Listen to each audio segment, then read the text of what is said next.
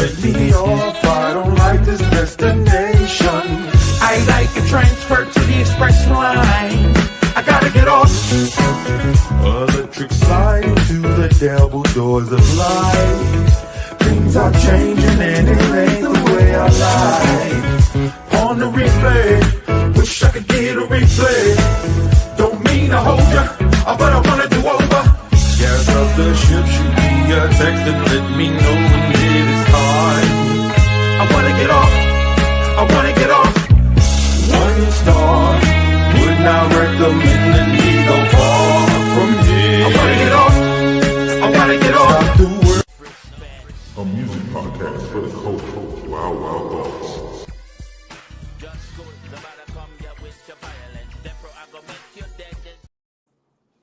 What's up, everybody? Welcome to another episode of Wild Thoughts, where we talk about everything concerning the culture. Yo, there's a lot to talk about. There's a lot going on. But first, I want to thank my co-host for coming on. Shout out to Quincy. Q Belafonte is on with us today. B-Ray. What's that? Got y'all in the house. And before we start, too, everybody who ain't RSVP yet, go to my Facebook page, hit that link, RSVP for the Wild Bunch live band karaoke game night tomorrow. We still got a few slots left, but, go RSVP to get the free tickets. The amount of free tickets we got left, we got some free tickets left. So go make sure you RSVP for that so you can come have a good time with us tomorrow. I'm telling y'all, it's so much fun. Y'all have a great time if y'all come rock and slide with us. It's always interesting. It's different every night. You know what I'm saying? Like, we really just be having a good time. So, like I said, before we get started, and then Sunday, if you are in the Montebello area, Wild Bunch will be playing in Montebello. I'll post the link to that as well. Yeah, we got a lot going on, y'all. So come rock with us either Thursday night or Sunday night. We're gonna be on Montebello to all black party. Yeah, or both. If you want to come to the sexy all black party Sunday and get dressed up, come Sunday. And Thursday, just come have some drinks, have some fun, and sing off key. Because that's what it's about. So what's up, everybody? What's up? All right, so first, I know everybody want to get to the main ingredient of the eating. Everybody want to get to the Diddy case, but we're going to work our way up to that. We're not going to jump right into that. First, let's talk music. Let's talk a little music and maybe a little politics in there at the same time, right? So Snoop Dogg has put out another album, and I think it's interesting that he put out a follow-up album so quickly to Missionary. But he's put out another album called Is It a Crime? And he went on Breakfast Club to promote the said album. Now, the Breakfast Club, according to their review, they said they loved the album. They feel like Snoop felt like he had to get back to rapping. Like you could tell, like they said, they feel like he wanted to show everybody he still got it in regards to being an MC. And what up, Ron? He wanted to show everybody MC, so he went back in and did this album. And I feel like when it came to the Missionary album, he lightweight threw Dre under the bus just a little bit because they asked him about how he felt about Missionary. And he was like, well, basically, I was letting Dre drive the car. I was in the passenger seat, and that was the first time that I did an album where they presented songs to me that I didn't write, like fully done songs. Then he said I was just recording what they gave me. I was like, damn, I feel like he basically was saying that wasn't me. Yeah. And I feel like he threw him on the bus because, again, like I said, this is a very fast follow-up album. Almost like you feel like he had to get a bad taste out of people for the people that didn't like Missionary. I liked Missionary, but I talked to some people who said they felt like it was overproduced for a Snoop Dogg album, which I could understand that if people are used to a certain thing from Snoop. I thought it was dope because I felt like it was showing Snoop evolving musically, but I guess, everybody don't want you to evolve musically all the time. But Is It a Crime does have some bangers on it. If you get a chance, go listen to it, check it out. But another thing I thought was interesting with the Breakfast Club interview, they asked him about him performing at the crypto festival. I think that's what it was called or something. The crypto festival during Trump's inauguration.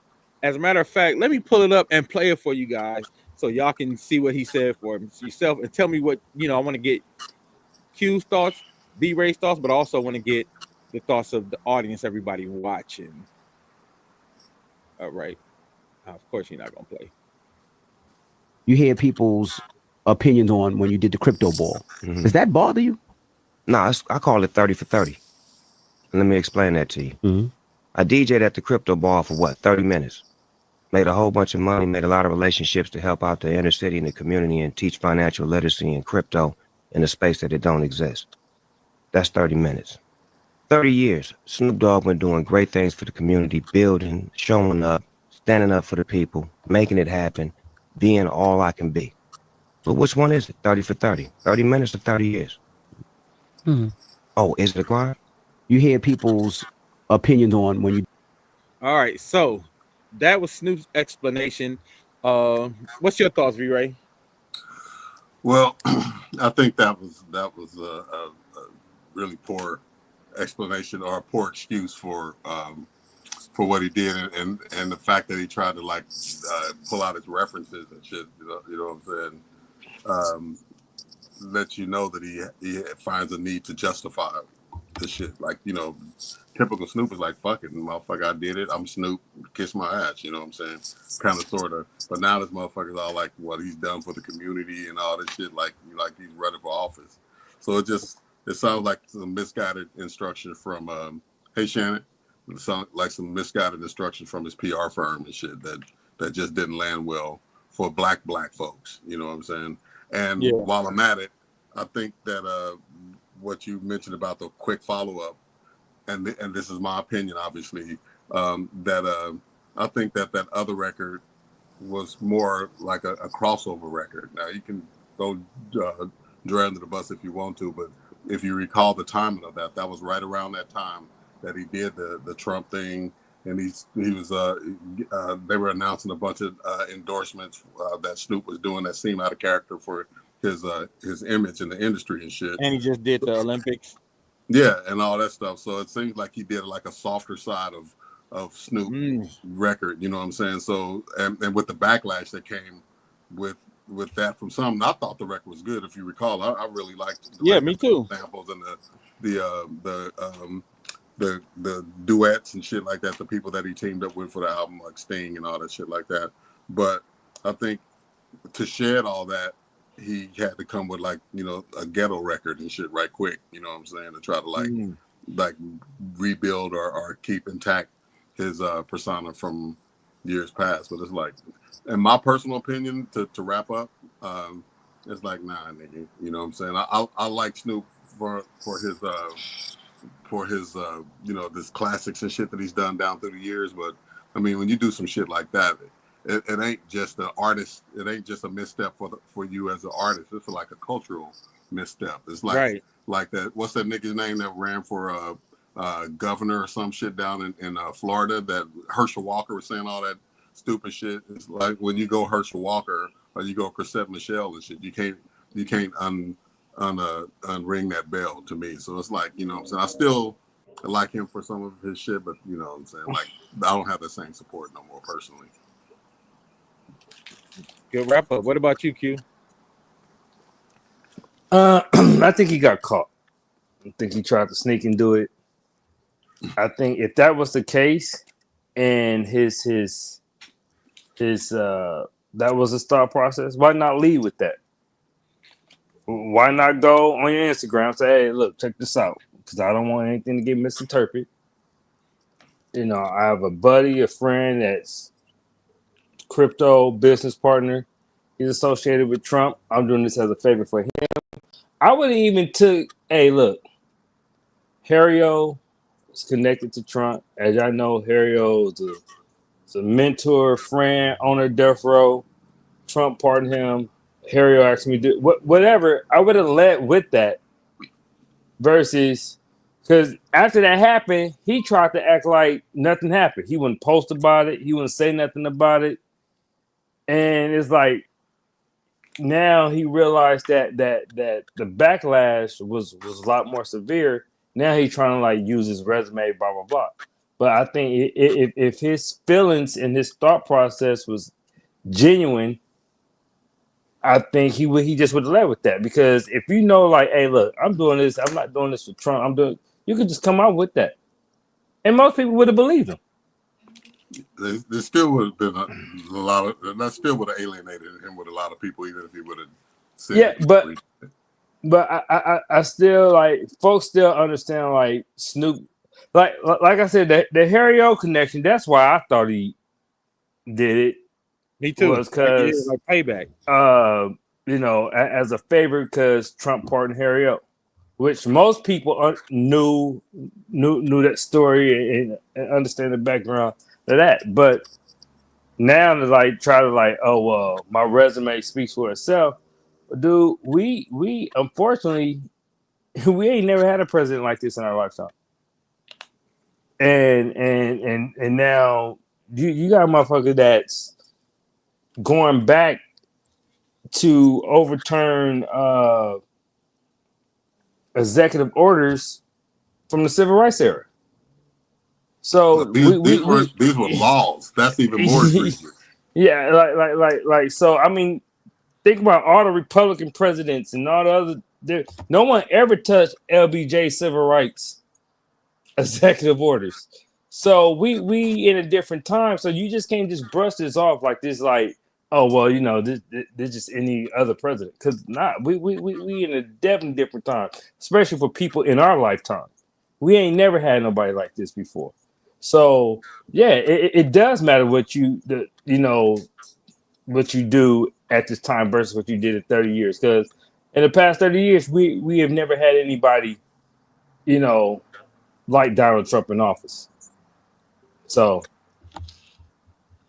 Stephanie said he's overturning everything, disregarding everything. I'm pretty good. He has to take over. Might be a typo. But yeah, I agree with you, Quincy. If he would have just came out and be like, I'm doing this for bop, bop, bop, bop, I think nobody would have cared. I think nobody would have been like, oh, okay, yeah, that makes sense. But not only to just now say it, but remember how long he didn't say nothing? Like to me, I feel like trying to figure out that's what I'm saying. I don't know, bro. That shit would have been hard to rinse, to wash and rinse. And coupled with the fact that Trump is known for like, using black celebrities as political pawns and shit. You know what I'm saying? That alone, plus all the shit that he talked before, when Chrisette Michelle did the shit, when the videos that he posted and shit like that. I mean, that alone was the thing, but it was just the manipulation of it. And plus, this nigga just did some DJing. It wasn't even like you wasn't even like performing in your actual artist capacity and shit. You know what I'm saying? It was just like, just show up, Snoop. That's all. For these however many millions and shit it was and shit, just so the blacks can see. When I saw that, you seen that clip of Trump saying, "Like, where's my black friend?" Yeah, and points out the dude in the audience. That was Snoop. At that moment, to me, it's like, this nigga, man. And he's an iconic figure in the black community, so that's all the more reason to not do it. I don't give a fuck if it was a favor or what it was and shit. That should have been a hard pass, bro, to me. all right, you're right. Let's go back to these running a bill as we speak to take away Medicare and Medi-Cal, which he said he wouldn't do. Tried to pass it at 1 a.m. while folks were sleeping. Stephanie said, I pretty much said he's doing a hostile takeover. Terrell Gardner said we are headed more and more to a dictatorship. And I think that goes to your point, V-Ray, when you say Snoop's excuse would have been hard to swallow either way, because it's not, and what we talked about before the show, the bigger thing is how hard he went on the other artists that did something for Trump before. Right. And then you're going to pull your happy ass up. Yeah, I think that's the biggest thing that made it look crazy. Like, bro, you was like, everybody was rocking with you when you was at the forefront talking about niggas is shucking and jiving, and now you do it, and you want to say, what about my whole? You didn't give everybody else that same, oh, well, the rest of their career they did this. You just was basically like, y'all coons. If y'all did it, y'all some coons. Then when he did it, he like, you can't tell me what to do. That it wasn't like that. And like I said, he took so long to come out and address it. I think that was such a bad look. Like he took way too long to address it. Even the album name, Is It a Crime? To be a subliminal throwback to like, I'm Shawi.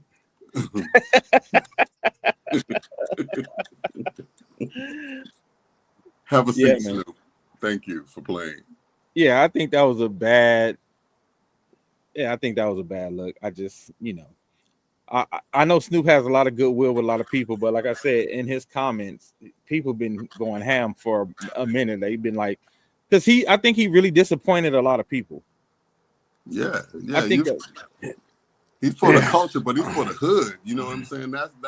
There's two layers to that. you know what I'm saying, not only did you mush your pie in the face of black culture, you from the gutter with it and shit. You know what I'm saying? So to ride from that and then be like shucking and jiving and shit, like, you know what I'm saying, might as well put on some damn blackface and white lips and shit. I don't know. That's a hard one for me to forget, man. And I hold grudges, so you know. You said not hold grudges. I do. So I'm just saying that. I mean, we're in a, like I said, we're in a different time, man, and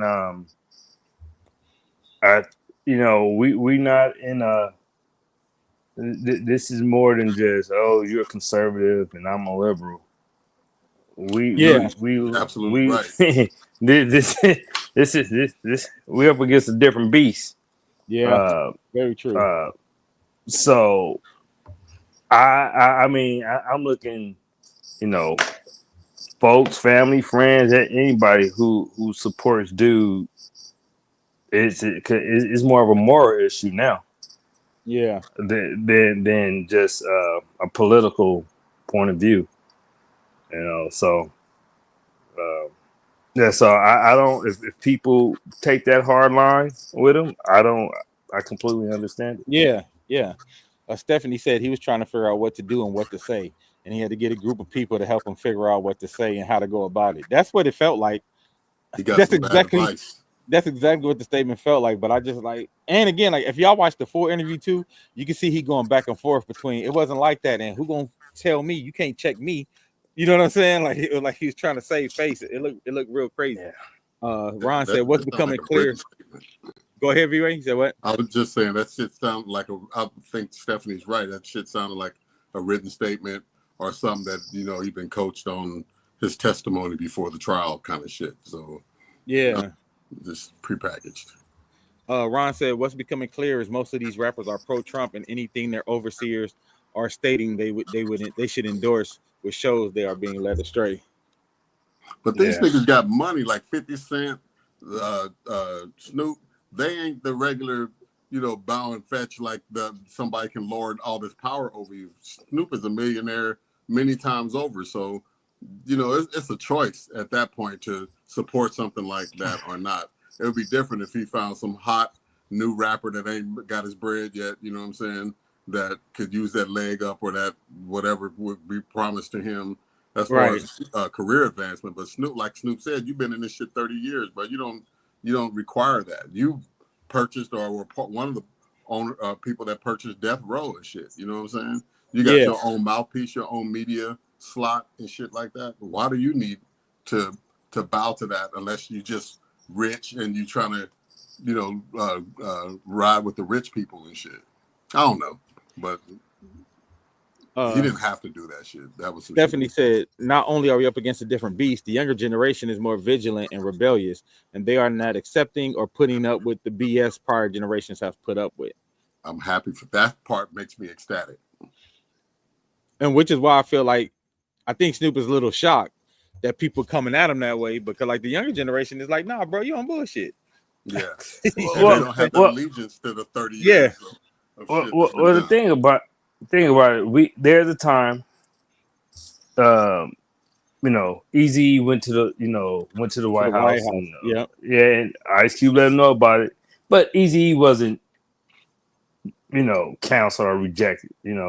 We had rappers throughout our time since hip hop really blown up who met with different presidents, whether Republican or Democrat, who went to the White House. This nigga is different. Yeah. And I don't think they realize it. This dude is different. Like today, he literally tried to confront a president of an African nation regarding of how they kill white people. Yeah. In the Oval Office in front of the cameras. Yep. The audacity of an American president confronting any country about killing people. How they treat the minority in their country. It's crazy. We're in a completely different time. Especially with his record of treating minorities in the U.S. Yeah, I was gonna say, like, Like you shit on every minority any chance you get, all your policies, but they treating white people wrong. You want to go ham and go hard for that. That's crazy. On But camera. Crazy. it wasn't based in fact anyway, because even the No. South African people are saying that there's no genocide. It should No. have What they're mad at? Well, we'll get into it, but No, go ahead. Go ahead and say it. No. What they're mad at is that when Nelson Mandela became president, they all decided that they was going to change their constitution. South Africans. Mm-hmm. So a lot of people, the issue is white people are 70% of South Africa, but they own like 70% of the land.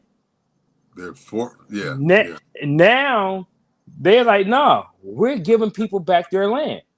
Also, Elon Musk, if you want your company and you want to run your business in our country, we need 30%. All they doing is the same shit this country do. Right. Yeah. They ain't killing nobody. They're doing the same exact thing.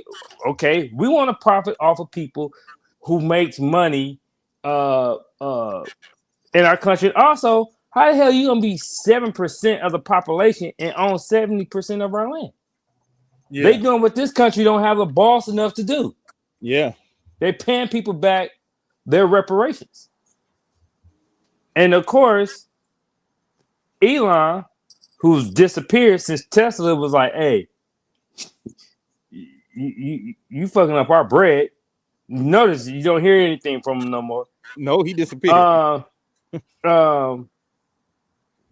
Put this fake narrative about this white genocide, and there's white people coming on like on social media like, nah, we ain't getting over here getting killed. Yeah, they're laughing about it. They think it's ridiculous and shit. You know what I'm saying? I saw some. I was just before my damn screen refreshed. They were showing a jump cut of Trump making statements about the genocide, and then jump cut into white Africans, saying that the shit's not happening. Even the people that came over here weren't fleeing genocide. I saw a report where one dude had a whole bunch of land, and he had like some company that was thriving and shit in Africa. So these weren't people that were like in desperate, leaving the country in desperation and shit like that. I wish I could have prepped the South African president, because I would have told him, I would ask him, okay, cool, we don't have genocide, but can we talk about why black people are still the number one victims of hate crime in your country? And have been for decades. Like, have you guys decided to make the announcement that the KKK is a terrorist group? Like to really confront somebody about the racism in their country with the shit that he's doing here, dog, it's an all-time like crazy, like the fucking audacity. But he does an ambush style though in a press conference. You know what I'm saying? And has the person on his turf. You know what I'm saying? So he has kind of like the person at a disadvantage, just like they did old boy from the Ukraine. You know what I mean? Old boy was coming to talk business and talk peace, and to get to that, you had to endure this, this browbeaten admonishment publicly, and you saw he pulled out like printouts of the chronicling the murders in South Africa and all that shit like that. Not saying that most of those people that were killed were black farm workers. They weren't, farm owners and shit like that. So he kind of pinned him, the Ukraine style, with the shit that he hit him with. Yeah, he could have clapped back more, but then, since he was here trying to talk about some investments in South Africa and shit like that, it's like, you feel like you can't just, act out the way that you normally would and shit, because you don't want to fuck up the business possibility. So yeah, Ron said what they want in South Africa to allow Starlink to have access. Said folks don't have the balls to call Trump out, and they fear that whole VP will ambush them. Yeah, man. Yeah, So like you said, it's crazy work. It's lunacy even to have Trump in the press conference talking about any kind of racism. right. Yeah. And he I was talking mean, about any type of genocide. the whole thing of having fast tracking the refugees alone was steeped in racism. You know what I'm saying? Yeah. Because they kicking motherfuckers out of the country left and right. But these people, not only do they qualify to come into the country, but you're gonna put them ahead of every other space, even in Africa where there is real genocide and stuff like that happening. And you're gonna put these people who own 70% or own 70% of the land in South Africa as an endangered species of some sort and fast track into America. And that's why he got mad at the NBC reporter who actually asked him that question. Absolutely, yeah.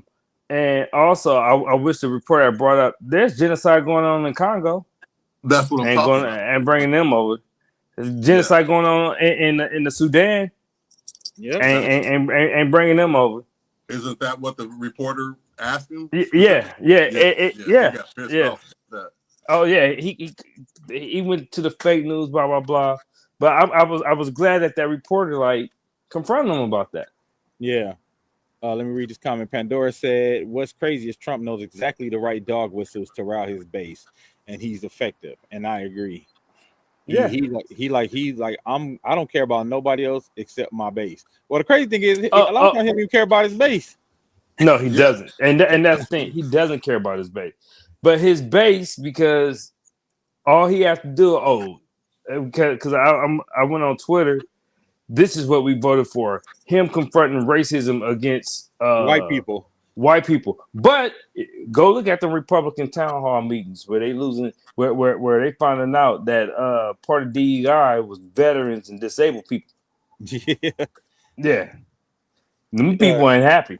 Nope. Yeah. Pandora said it's the white victimhood narrative. It's like the new TikTok trend called Black Fatigue, where they're openly saying they're tired of it. Or just like, I don't know if y'all saw Piers Morgan when they had the Piers Morgan had Mark Lamont Hill and a bunch of white folks on there, and that whack ass dude Myron from Fresh and Fit, who pretends to be black, but he's like a I think he's Sudanese or something. But they had them all on the show, and they were debating if it's wrong for the white lady who called the 5-year-old black kid the N-word, and everybody was like, "How is this even a debate?" You know what I'm saying? Yeah. Like, how is this a debate? And they asked one of the ladies, like, "Do you say the N-word?" She said, "Yeah, I say it all the time." So then Piers Morgan was like, "All right, well, say it." And Mark Lamont was like, "Absolutely not. You're not gonna tell this lady to say the N-word in front of a black man. Like, what?" And this is when I go back to, I might have to put up my what's that I put up for you, V-Ray? My disclaimer. But this time I got to put my name. But there is in no way on television you will ask somebody, "Hey, do you use Jewish slurs?" with other Jewish people on the panel, and then they be like, "All right, say it," and they get away with that. No way would Pierce still be on TV if he asked a guest, "Do you use Jewish slurs?" and then said, "You do? Well, use it." He would have had to do all kind of ADL shows, and I'm like, and to me that just shows where we are in regards to how they talk about black fatigue, but how they treat black trauma like as a joke, as black trauma is entertainment. Once they see their Medi-Cal, Medicaid is cut, they will be on his ass. That's the other thing. Like how we was talking about, he don't care about his base. A lot of the things that they think only going to affect black people is going to tear their ass up the worst. It was just he got one of the things he got rid of was the tornado alert system in Kentucky. Yeah. And the tornado just ran through Kentucky, killed a bunch of people, and many people say because he got rid of that system. Yeah, there was no forewarning. Yeah. So and so, I just when folks was complaining, I just say, "Hey, this is what y'all voted for." Now they'll repurpose the whole tragedy and make it about DEI. Watch, they just haven't had time to do it yet. Somebody's writing that shit right now. The new script, the new storyline for that shit.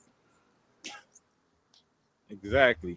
Ron said the debate should she be allowed to be paid to her and her family. That's what the debate So Mark Lamont Hill, they said, because Mark Lamont Hill was on the Joe Budden podcast, and if y'all want to be entertained, go watch Mark Lamont Hill on the Joe Budden podcast. Man, He I pissed them can't do the niggas light off. skin dude. He I pissed can't do them the niggas light off skin dude. every day. He be pissing Ish Yeah. off because Ish think he's smart. Oh my god, dude. I think I deal with an ish at work, bro. Ish got mad because he said you keep using big words when he just was giving him the definition of what he was trying to talk about. But anyway, I digress. They asked him, they said, why would you even go on that debate? And he said, well, that wasn't the debate. The debate was, should she be able to get money like from GoFundMe after what she did? Should she be able to collect money for that? He said, that's what the debate was. He said, but then when I get on, the whole debate changed to like, was it right or wrong to be able to call him the N-word? He was like, what? And then it just, it just went to hell after that. Yeah. All right, ladies and gentlemen, I know y'all want to get to the main event. I know y'all want to get to this freaky ass nigga, he is 69 God. Get your baby oil out, everybody. So everybody go grab your baby oil and your heels. Yeah. Oh, I didn't know that. Stephanie said all federal agencies got rid of the Spanish option on recording, all English now. That's crazy. That's crazy. So we don't have to push 2 no more? Anyway, before we start talking about this, because we're about to talk about the Diddy case. And before we talk about this, I want to make a disclaimer and a statement myself. Because this is what I've been seeing, and this is what I've been dealing with. And I don't ever want to say all, but I would say most ladies who have dealt with maybe domestic violence or been very triggered by this trial, or most ladies who felt like they've been in an abusive relationship have been very triggered. So I think a lot of people, when they're discussing this case, they're leading with their own experience and leading with emotion, to the point where, like, I have been accused of supporting Diddy, or I have been accused of supporting abuse just because I said, looking at the way the prosecution is presenting this case, I don't know if they're going to get him. And everybody goes crazy, like, yeah, you want to get out of jail? Like, no, that's not what I'm saying. I said, I'm talking about the facts of this case. And because I had somebody on Quincy's page who was arguing with me when I was talking about what markers needed to be hit for him to not only be prosecuted for a RICO case, but for the trafficking case to be plausible. So they're arguing me down, but I realized in their last reply, all the stuff they were saying was based on emotion. Because I'm talking about the case, and they keep saying, well, you do know if you in a abusive relationship. I said, see, you talking about this in relationship terms. I'm talking about the law. I'm not talking about what people know from, if somebody's in an abusive relationship, they'll stick around. I said, in law, you have to prove that he's trafficking her and it was non-consensual. And I'm saying Cassie has hit too many marks of consent during this case for them to use her as the star witness in regards to trafficking. And they like argue me down, like, no, it's still trafficking, because even though she said she wanted to do it, in an abusive relationship, you'll say what I said, but see, y'all talking from a psychological standpoint, you're talking from a, you know what I'm saying, like a therapy standpoint. I said, I'm talking from what the law looks like and what the law is going to say. Pandora said he's going to walk. I think he is too. And just because and I think people have missed this part. I don't know if you remember this, Quincy.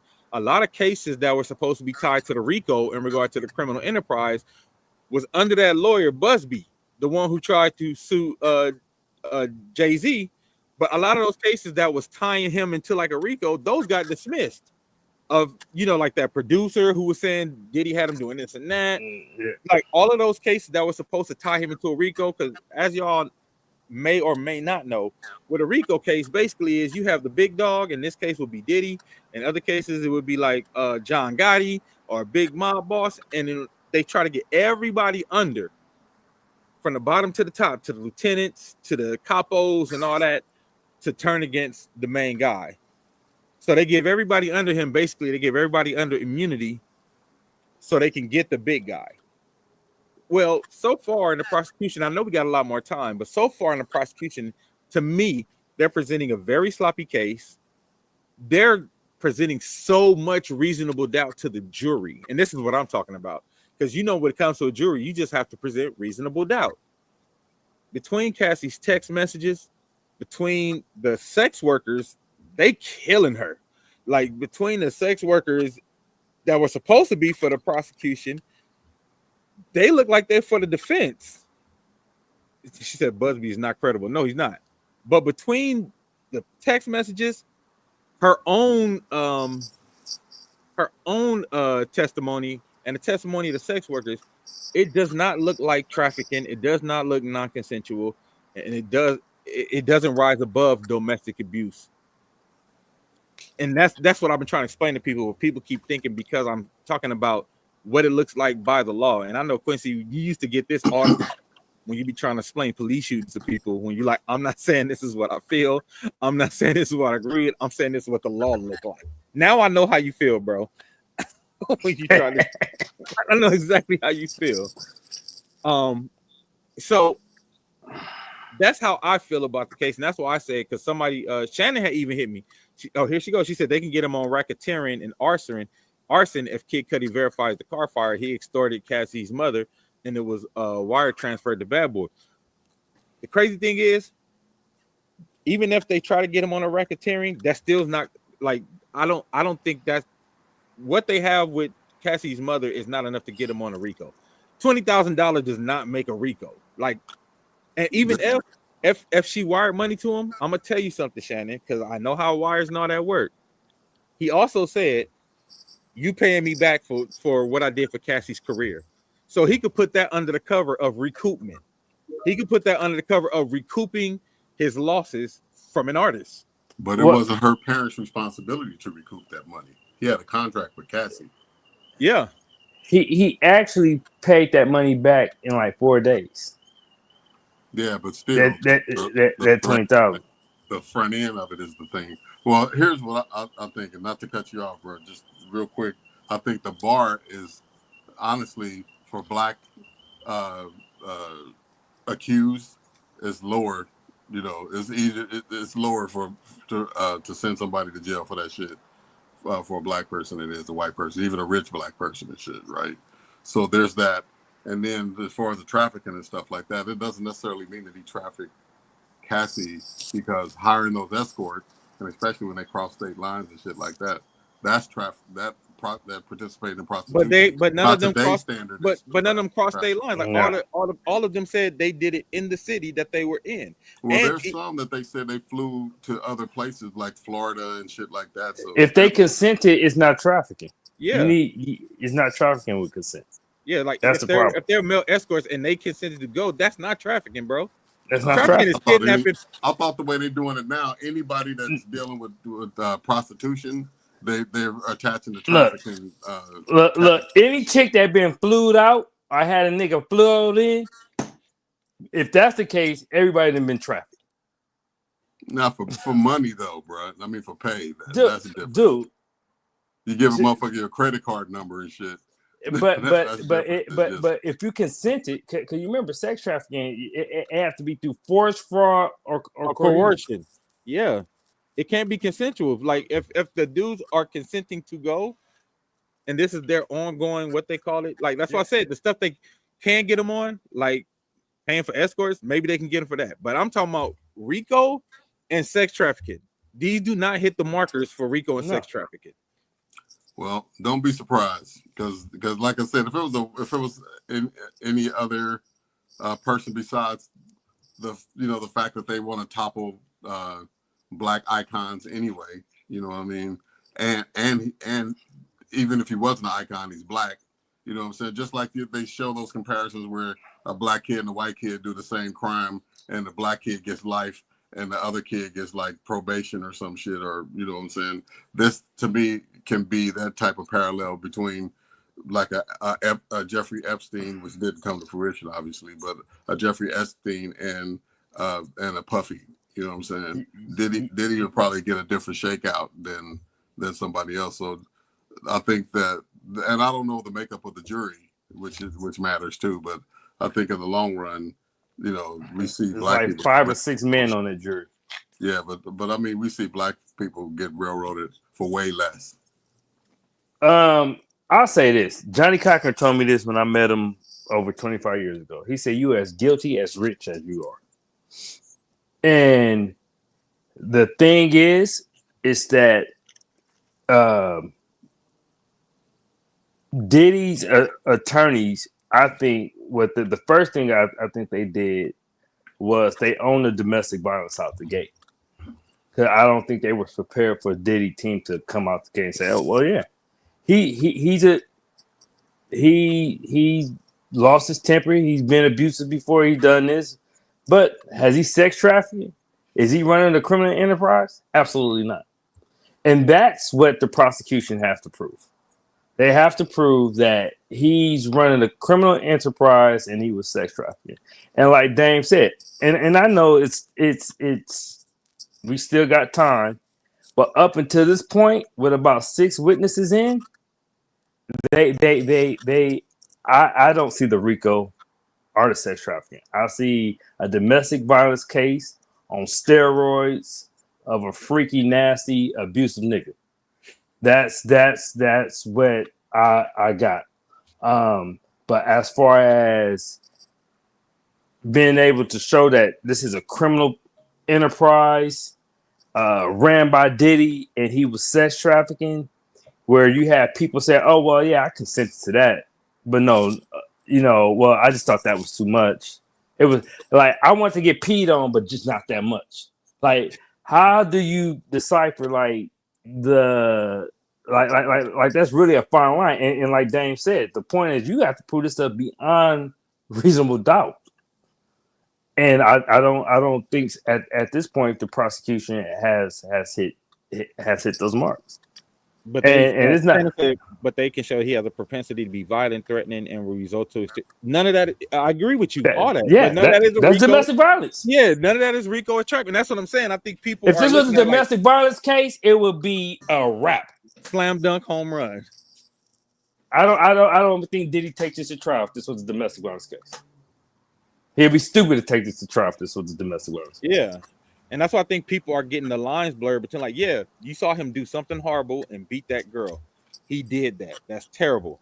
But that's not going to rise to trafficking and a RICO. Do y'all know how hard it is to like lock down a RICO case? Like a RICO? I mean, I posted a video of Laura Coates, who is a former federal prosecutor. And even she said last night, she's like, they haven't hit those marks yet as far as sex trafficking and RICO. And that's coming from a federal prosecutor. Y'all forget that the jurors are human. No, I'm actually dependent on the fact that the jurors are human. Because all you need is one, Shannon, to be like, that's it. Like, you need one to say that this don't meet the mark. I'm not forgetting. That's what I'm actually dependent on, is the fact that they are human. That you're going to get somebody who said this just doesn't meet the mark of what they're asking. Because I think if y'all ever done jury duty before, they give very specific, like, I know instructions. They give specific instructions where it's like, yeah, they may be guilty of this, but it has to fit under, like, it's guidelines that they give you that you have to hit in jury duty. And it can't just be, it's not like this, just like how you watch in the movies where they just get in the room and be like, yes, no, like, no, they like, does it hit this guideline? Does it hit this guideline? I think there is more to it, and this is going to play out differently. I mean, from what I see, I ain't seen it yet. Like, I know they put up a one of the escorts yesterday, and he said even when the prosecution was calling him, he was like, I don't know why y'all calling me. I don't have Punisher. nothing to give y'all. I think so. Yeah. He said, I don't know. Yeah. He said, I don't have nothing to give y'all. He said, everything we did was in the city. I only dealt with Cassie. She paid for everything. Everything was consensual. And I never went cross state lines. So I don't know what y'all think y'all gonna get from me. He said, I never saw no violence. I never saw Diddy, put hands on her. They're like, so I don't know why y'all calling me in. So they called him in, and he said even he was confused leaving the stand. Like, I don't know how y'all think that helped y'all case. And that's what I'm talking about. That's why I say I feel like the prosecution, the prosecution's been very sloppy. They put up Dawn, who everybody knows, Dawn hates Diddy. She did a whole press tour about how much she don't like Diddy. She got up there and was talking about Diddy's violent, Diddy's this, Diddy that. And again, Shannon, if this was domestic violence, it'd be a wrap. But then they said, okay, well, you hate Diddy, but we had this text message from you like a little bit ago where you said, Diddy, I want to work with you again. So now they like get off the stand. So now it looks like, okay, you had something out for him, but if you hate him so much, why are you still trying to work with him? I just think the defense so far is doing a better job of showing what it's not than what the prosecution is showing what it is. It is, yeah. Because even like Cassie, when they had her birthday, when she was like, I missed the freak offs. She said it. She hit Diddy and said, I missed the freak offs. When can we do one? I want to do one for my birthday. And he said, if you want to do this for your birthday, you put it together and I'll show up. And she's like, all right, I'll put it together. So I'm talking. So those are the things I'm talking about in regard to hitting marks of saying, oh, she didn't consent. Like, yeah, because when you prosecuting someone, you want to connect the dots for the jury. You don't want the jury that has to connect. Oh, okay, well, that time wasn't consensual. That time was that time was like. It's up to the prosecution to connect the dots. You don't want the jury to be that have to connect the dots for you, because that's when you get not guilty. There's the jury's like, because like I said, like Dame said, we're talking about beyond a reasonable doubt. And if the jury have to connect their own dots, that's enough reasonable doubt. Yeah, and like I said, for me, I'm looking at the case subjectively, because I'm just like, of course, I think if it was domestic violence, he should be under the jail. Because when I saw that video, that shit made me sick to my stomach. When I saw him beating that girl like that shit made me sick to my stomach. But I was just like, I think they really, really overcharged, and they based on that video. But it wasn't only based on that video. I think it was based on those other cases that got thrown out before this case started. Because those other cases were supposed to tie him to the RICO. Those other cases were supposed to show that he was running a criminal enterprise, because the producer dude, had all these wild stories and tales. But again, it was the Busby lawyer that was tying Diddy to all kind of criminal empire and criminal stuff. But that got thrown out. And I think that was one of the biggest parts of this case that's missing. I don't think they have replaced it.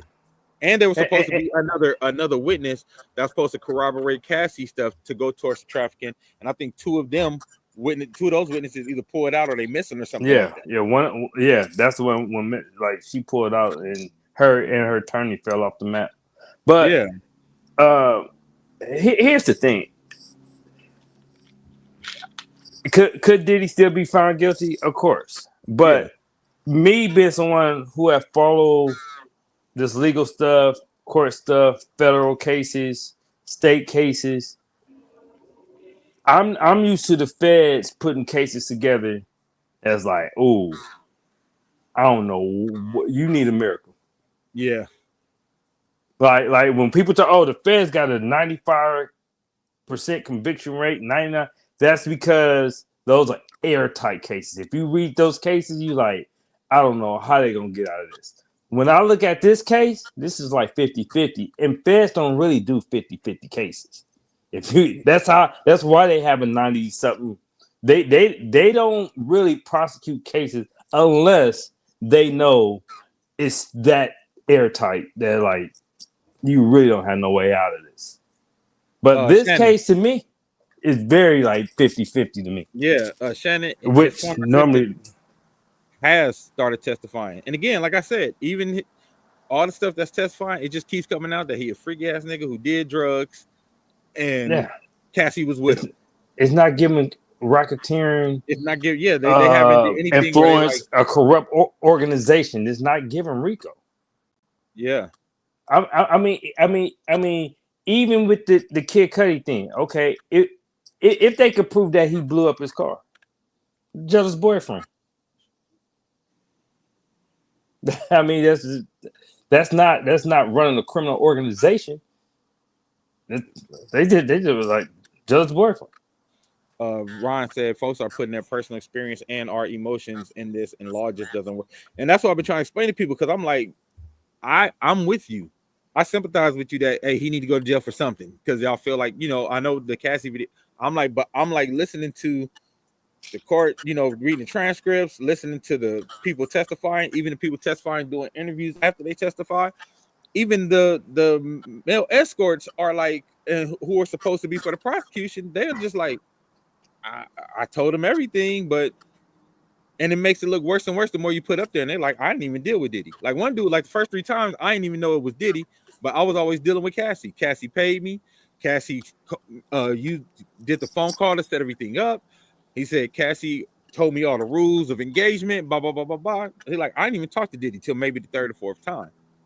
So I'm like, if they're using her for trafficking and it's looking like she's in front of all of it, I just don't know how you can still say she was the one trafficked. Yeah. And I know a lot of people are comparing to like R. Kelly case. The biggest difference between his case and R. Kelly's, kids can't consent to freak offs.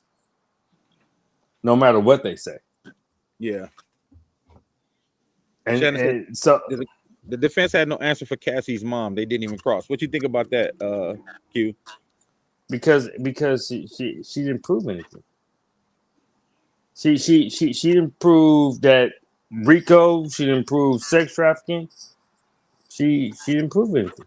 Yeah, and that's what I'm saying. I think people need to realize, like, if something makes him look bad, that's not the same as proving what they're charging him of. Yeah, but I So think like, that payment is the reason that they didn't cross-examine her, man.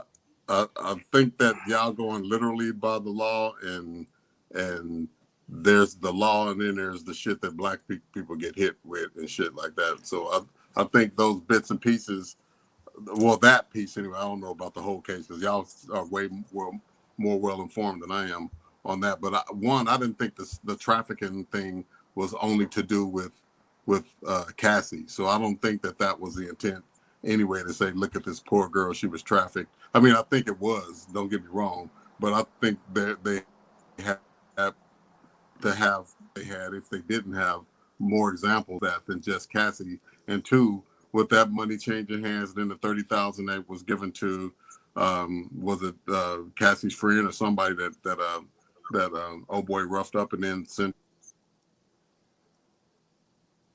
that he used to have. Are you breaking up, V? To him with the Louis Vuitton. Oh, am I? Yeah, you breaking up. Oh, I got you text. back. That's why. You back now. How about? Is it better now? Okay. Yeah, well, you blacked I out. got You text ain't. came. I'm on my phone.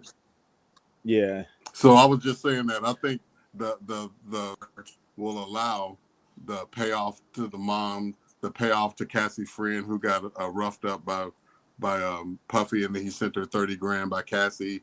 The assistant who would make the drug runs for him and bring the drugs and the baby oil in the Louis Vuitton bag and have him pay for it out of his own money sometime, and then he reimburse him and all that shit like that. Those are the things that go to the criminal enterprise type of shit. And even though it sounds lightweight, it's lightweight for a regular motherfucker, but could be more of a slam dunk for a black defendant. nah, that's not a criminal enterprise because you have an assistant go get baby off. I don't think that's all of it. I'm just saying I think those pieces are being presented from that perspective, and maybe collectively once they finish presenting all their little pieces like that, they may think they have something. Like you said, they wouldn't have brought the case if they didn't think they had something, because you know what I'm saying. It's a black eye.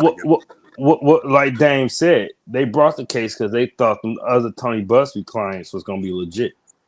They could still roll off some of the accusations shit and add new shit and shit like that, even after they. No, because that stuff's been disproved. That's why those lawsuits got dropped. Yeah, they can't bring those in because they got dropped before the those lawsuits got dropped. And that's the thing. It's too much holes to call for reasonable doubt. That's all I'm saying. And normally in bad cases, you don't really see these many holes in their cases.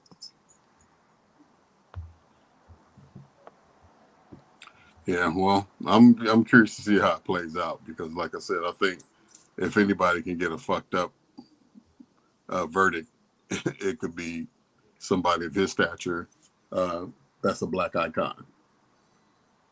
I don't disagree with that. I don't disagree with that, but we saw with Bill Cosby. You know, although and that was a blatant violation of his rights.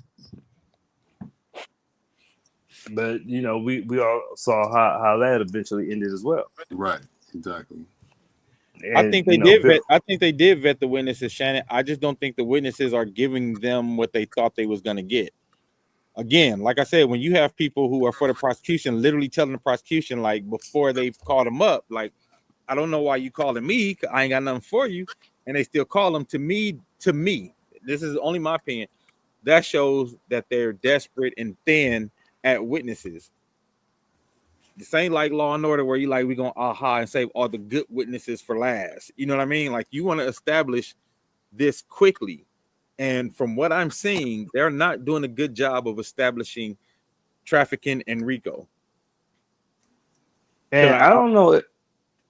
Go I ahead. don't know if this is true, but I know TMZ had came out that they had offered Diddy a plea deal for 5 years. If they offer a plea deal for 5 years on a RICO, your They don't case think weak as fuck. they don't think they got it. Yeah. And if they offer 5 years, I'm sure Diddy lawyer probably was like, don't take Yeah, that deal. They scared. They running scared. Again, like I said, yeah. I think people forgot about those Busby cases that got dropped that I think were a big part of this initially being filed. Because if y'all look at all the stuff that dude said, it for sure would have looked like a criminal enterprise. Like he basically Yeah. made Diddy Tony Montana, but I was reading some of that stuff. I'm like, I don't know if this passed the smell test. Like some of the stuff the producer said. And if y'all get a chance, what's the producer name? Let me look him up. The producer who was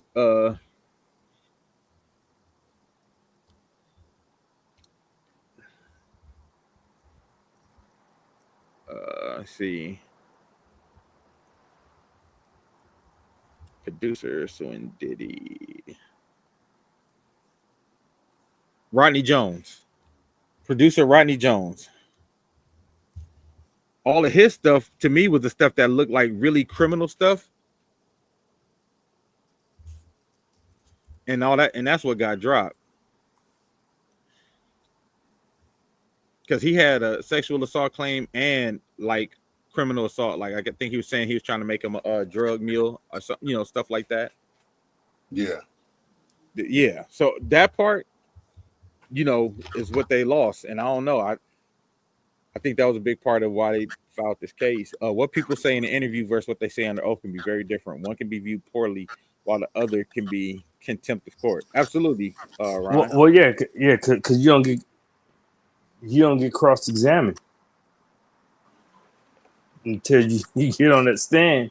When the defense turn, that's when you realize, because they I'm sure Diddy told them certain things. You could tell that's how they got the text message from Don asking Diddy can they do some work together. She wasn't prepared for that. Yeah. She sat up there for hours talking about how bad Diddy was, and they was like, okay, cool. He's all that. So you still want to work with him after all that. So what does that say about you? And she was kind of stuck on that. Yeah. Like if you think he's all these terrible things, why are you still trying to work with him? Shannon Perkins said, for the record, I know you aren't rooting for Diddy. I'm just tired of all the hate black women are getting in the media. I agree, Shannon. That's what I said. I think people are mixing their feelings and their emotions in with what this case is making them feel. And I understand that too. Like I also say, I understand why it's so triggering for so many women, but I just want those same women who are getting triggered to understand why Diddy may get off based on the law. That's all. Yeah. Because That's it. so many women think like this is slam dunk.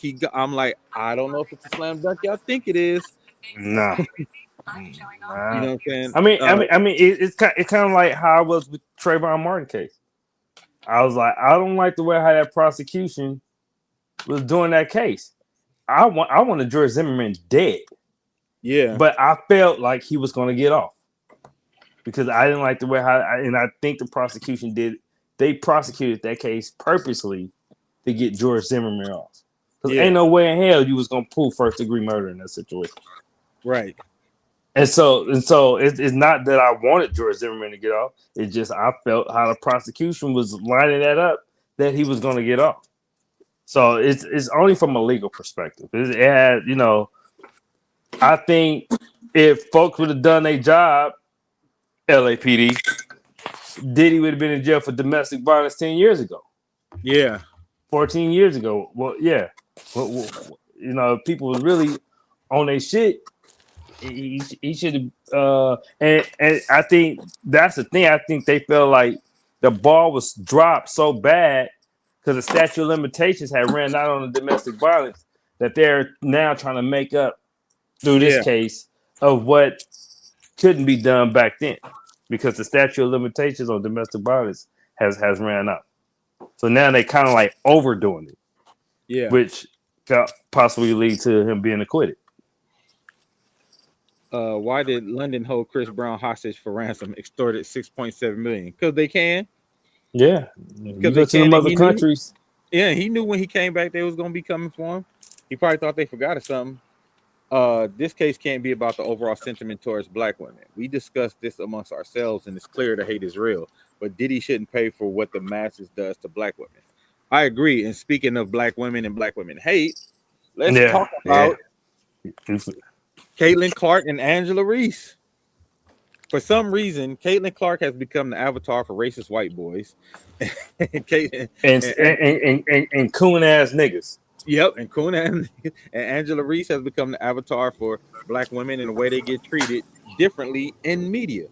So there was a big hullabaloo, I guess one could say. There's a big hullabaloo one could say about Caitlin Clark did a real flagrant foul on Angela Reese in the game.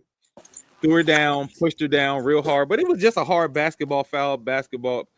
Angel Reese. A basketball foul, threw her on the ground, and then how competitors do. She got up, she got a little heated. You know what I'm saying? And now it turned to this big thing of like, oh, Angel Reese hates Caitlin Clark, which is crazy because Caitlin is the one who initiated. Caitlin Clark is the one who initiated the contact.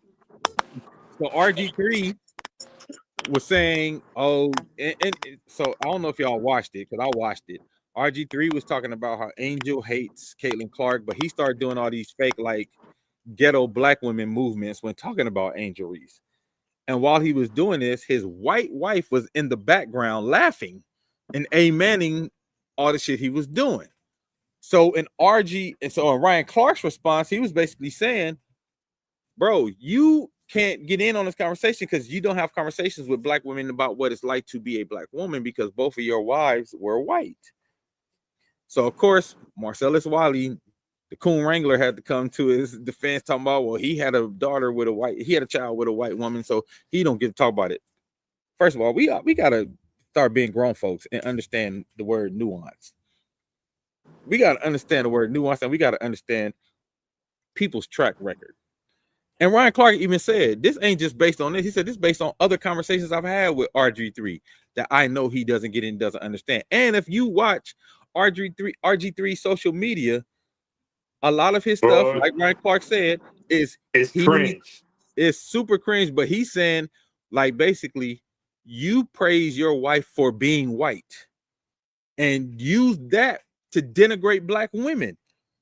Because most black dudes, and me and Quincy and has had this conversation many times in Facebook groups and many times on this show, even talking about like, I don't care if you want to date white women. I don't care if you want to date outside your race, but don't date outside your race and talk shit on black women. Don't use the white women to shit on black women to do it. There's a difference. And I think RG3 is one of those dudes who dates outside of his race, but he uses white women to shit on black women.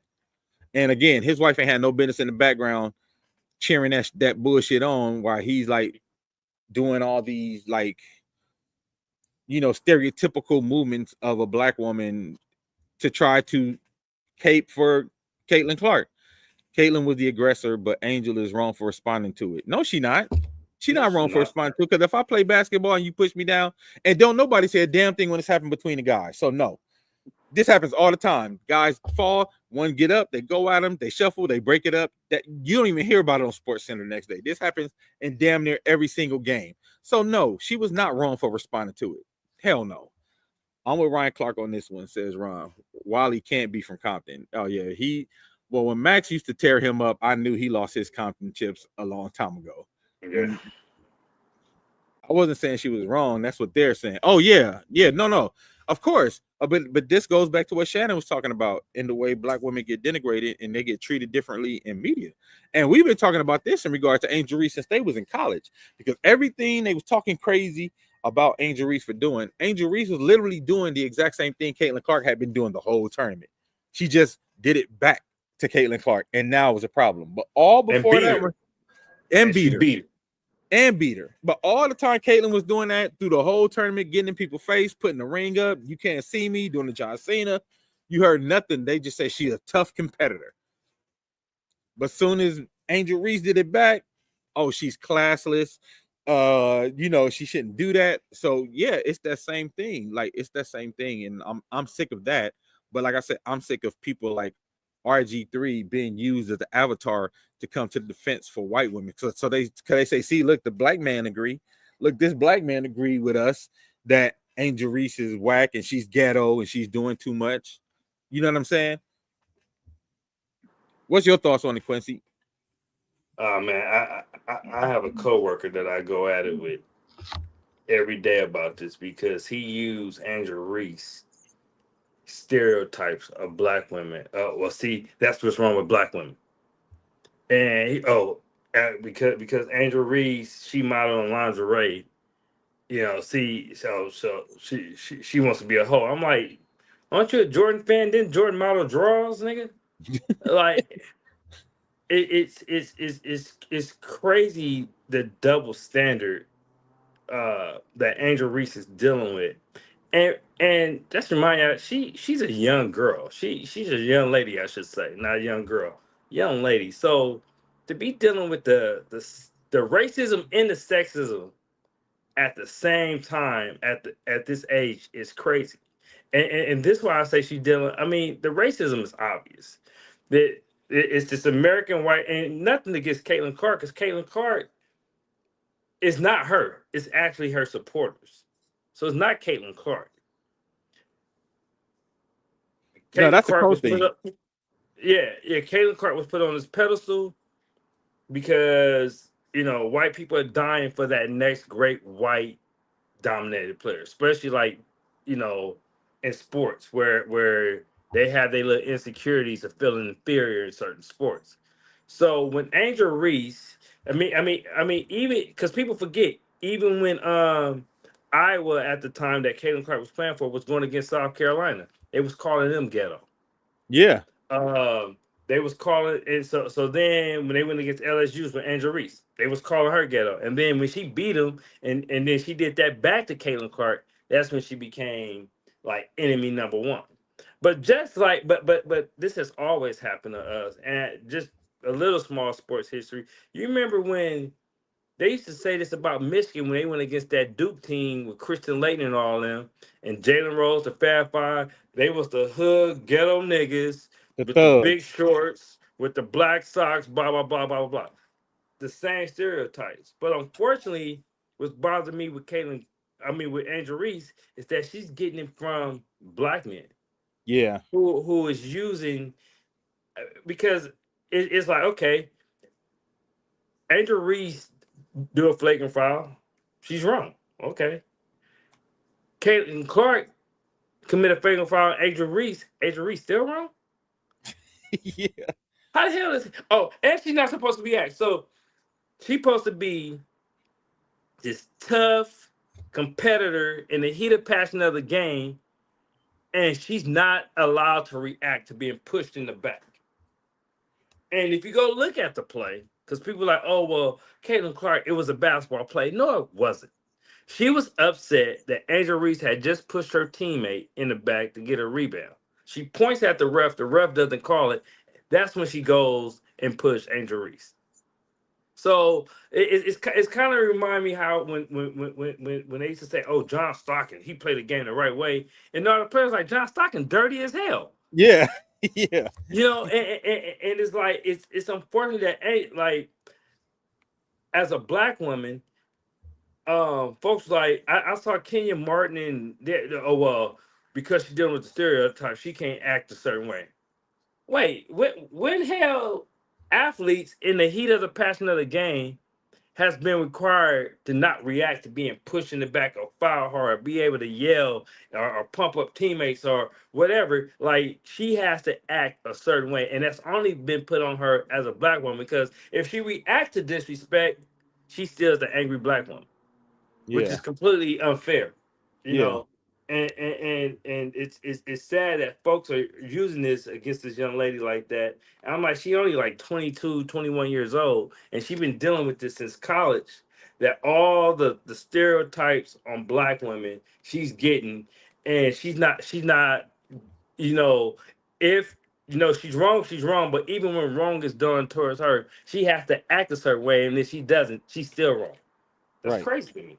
Let me hear some of these comments. RG3 needs to stop being a Karen. His inner white woman is showing.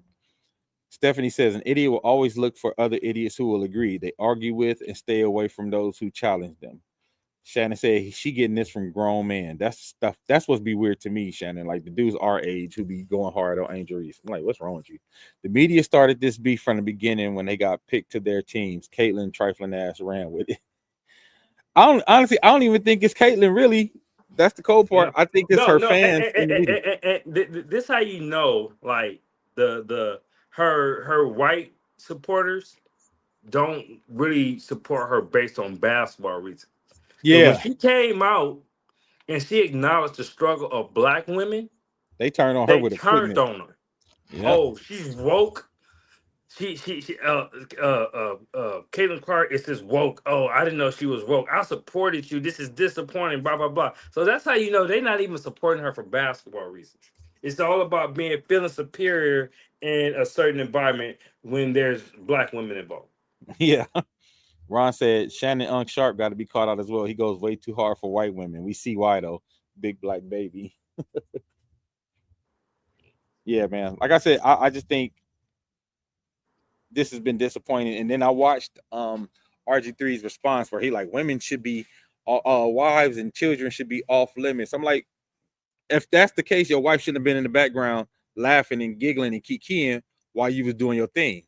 If that's the case, if Dog, you say, it's like 10 posts of him calling his wife milk. yeah, Like, oh, I'm out with this tall glass of milk. And all Ron Clark said is, you like to bring up your wife race. I've met her. I feel like she's much more than just the color of her skin. How's that disrespect? yeah. And then he That even to tried to me, say that's this is a actually was bad a look for ES. compliment. He said this is a bad look for ESPN, like trying to get a fire. Like I was like, oh, you trash. No, RG3, you trash. no, man, it's sad, and I see the same thing in the political aspect with Jasmine Crockett, right? I'm seeing like dudes, oh, she's ghetto, she's this. Jasmine Crockett has sat there, let Marjorie Taylor Greene, all these nasty mates, all them disrespect her. But people don't get upset until she responds. Yep, How you don't address the action, but get mad at the reaction? When the action is the reason why the reaction even exists. exactly. And that's the I think Michelle Obama is amazing, and I love her to death. That's the one glitch she had because they think like that's just like they almost used that little saying she had like I have a dream speech. Oh, when they go low, we go high. No, Yeah, yeah, if people are yeah, gonna take no, absolutely not. There's no benefits of going high with these folks. yeah, yeah. I mean, being a black woman in America, like we continue to see examples of. Oh, damn! What's going on over there, V Ray? Hey, You all right? Yeah, I'm good, man. I had to come down here to the studio because I got a meeting. So Oh, I okay. thought my mic was muted. My bad. All right. I thought I was getting robbed, huh? Yeah. No, it's all good, bro. All right. I'm still here. I'm just listening more so now. Okay.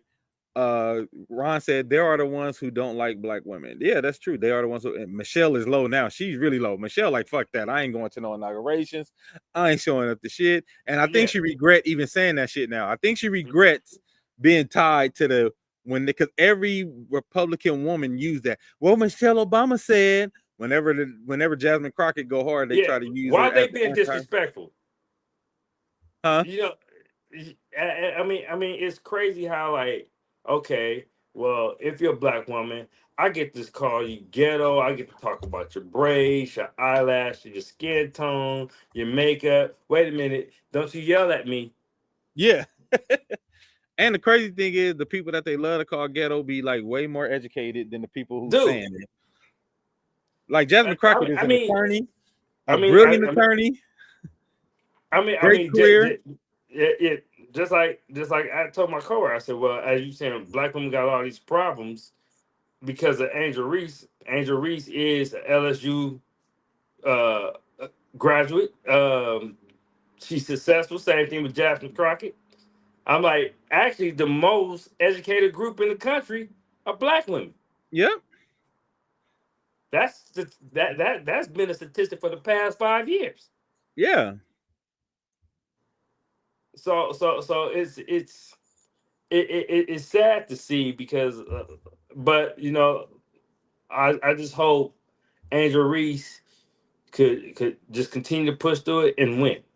That's how Yeah. you shut them up. You just win. I And know Magic. wasn't Angels team up big at that time too? Which was another No, Caitlin Clark team was. oh That's why the foul. yeah, That's why it was like you don't do a take foul when you up by 30. yeah, Crazy. yeah, You know, and you know, it's what it is. And like I said, that's why I love history so much because you could go back. This was the Magic and Larry Bird thing. The difference was Magic did it with a smile. yeah, So when Magic was whooping ass, uh, you know, he did it with a smile. But Angel is like, you know, she's about that life. And yeah, you know, people was like, oh, she's crying wolf. No fans in Indiana was saying racist things about her, blah, blah, blah, blah, blah, blah. I said, I remember folks used to say that about when the Lakers used to go to Boston and players used to say, hey, Celtics fans are racist. yeah, And for years, they're like, oh no. And then Bill Russell and players who played in Boston was like, yeah, our fans are racist. yeah, yeah, And I guess people were saying that Andrew recently said, I guess they was making monkey noises. really Yeah. out of line. Yeah, I mean, it's completely out of line. But and like you said, if it was guys, this wouldn't even be a story. No, We see that in every game, dude. We see that in every single game. If it was men, this wouldn't even be a story. like not even a second thought. No, But it's crazy no, too because these two girls are being used basically like they are the Jordan and Magic of the WNBA. But I feel like somehow they planting keep planting Angel in the villain role somehow. yeah, and this and Caitlin Clark's American White Hero story. Yes, Yeah, yeah, yeah, and like I said, they tried to do that with Magic, but Magic personality was yeah, completely different with Bird. Where Bird was really the asshole, and but Magic was so like he laughs, he smiles, he's all that. Angel Reese just bought that life. yeah, So she's not doing this with a smile. She's a competitor. She played with a sense of intensity. It's all business on the court. So it's a lot easier for them to try to make her a villain. But I ain't never in basketball history seen people getting mad at somebody responding to having a flagrant foul against them. Yeah. Yeah. Magic was charismatic and charming. Exactly. I was saying it today. I was telling my pops. I said people don't regard when they talk about killers like Kobe Bryant and Jordan and that. I said Magic was a killer too. Yeah, But because he did it with smile, he's never talked about in that conversation. yeah, I'm like, but you watch Magic as a competitor. Magic was a killer. You don't get 5 out of 9 championships by not being a killer. mm-hmm. And I think Angel Reese, she got that too, though. She's like, she got that. She want to kill. Like you said, she don't do it with a smile, though. And anybody else that would be praised, and anybody else she would be praised as being that's a dog. I want a dog like that on my team. You know what I'm saying? Yeah. Magic was my favorite Laker, Shannon, until Kobe. And I just think I feel like we grew up with Kobe. I feel like Yeah, he came in '96. We got to grow up like we went through our whole career with Kobe. yeah. We went through every stage of adulthood with Kobe. Yeah. Unfortunately, all the way to the end, which is crazy. Yeah. So yeah, man. Hey, thank everybody for joining. Everybody watching the show again. Tomorrow we have live band karaoke night at the Dragonfly.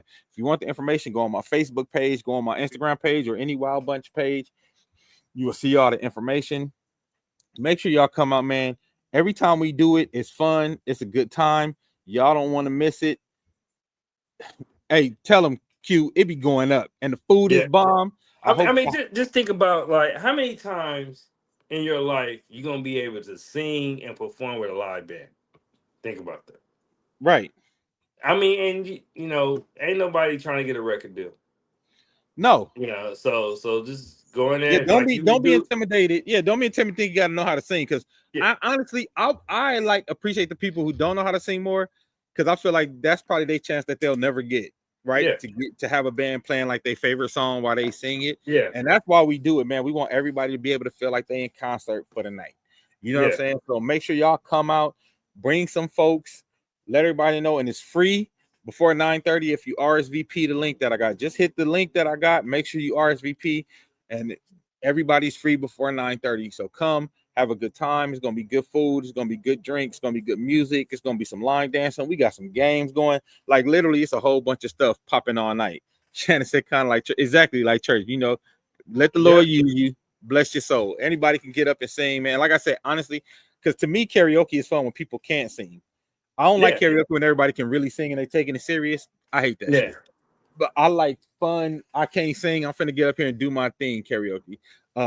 It's sad, but since time began, women have always been expected to overproduce but behave timidly, be safe and not heard. Exactly, Stephanie. And it's even double fold for Black women.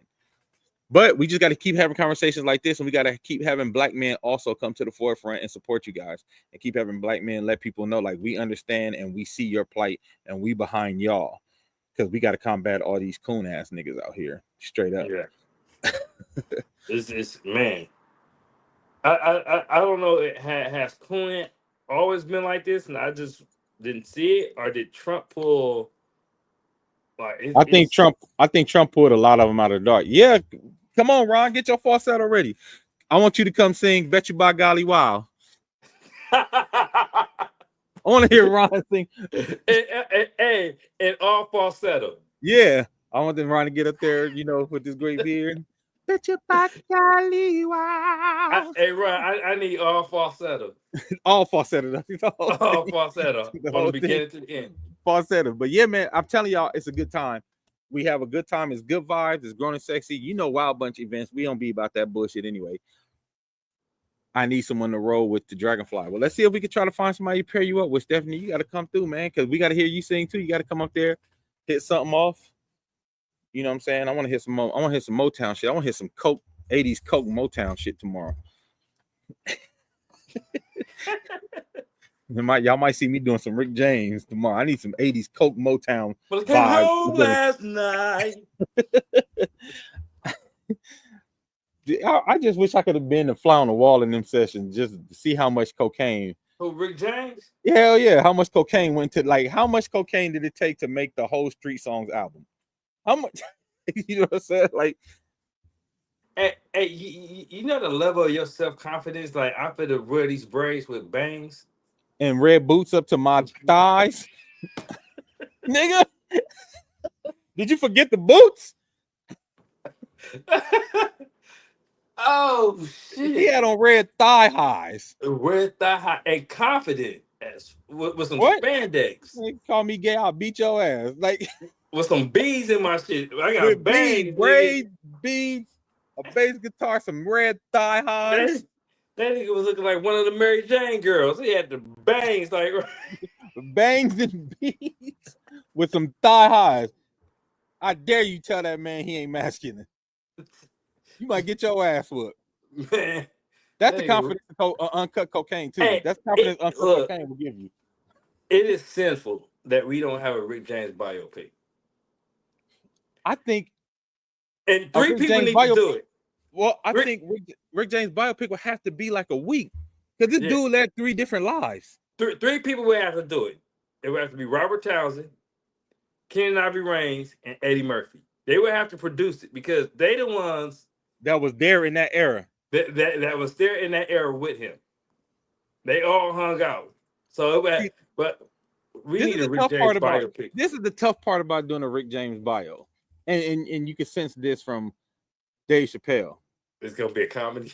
He's so absurd, you don't want to make it a comedy. You know what I'm saying? Because the shit he did in real life was so you got to figure out how to balance the ridiculousness of Rick James with, you know what I'm Hey, saying, with the dramatic parts when he was going through shit, because you know, like that's what made Ray good. You got to see the vulnerable parts and the good acting, but you also got to see him slap the shit out of people and fight people and he yeah, blind. dude, You know what I'm saying? like we were talking about legal crime stuff. Rick like created crimes. Like what's the penal code For burning somebody with a crack pipe for burning somebody with a crack pipe and and then holding them making them hostage smoke and making them smoke crack. They and had to making them make a new smoke law it? for that. That's like criminal creativity at its best. I told you my boy dad did security for Rick James in the early 80s. And he told them, he said, go put this in all the air vents. So they was having a party. And it was powder cocaine that he had them put in all the air vents in the house. So as So soon he as it could comes to cut on air the air conditioner, condition while everybody partying in the house and the cocaine is blowing through the air. What crime is that? I know it's wrong. yeah.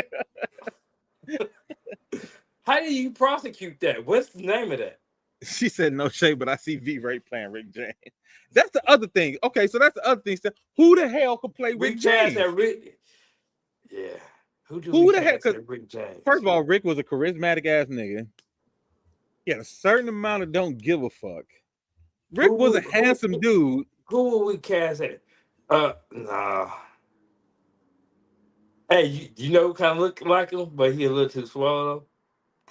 Michael B. Jordan. If you put Michael B. Jordan on them braids And had his mustache. That and Sinners, bring the he Sinners got the mustache back. mustache. So he could pull it off and he could give you the drama and the comedy. He could take the ridiculousness and make it not Dave Chappelle. Because the hard thing is, everybody who goes to see the biopic gonna be thinking about Dave Chappelle the whole time we in there.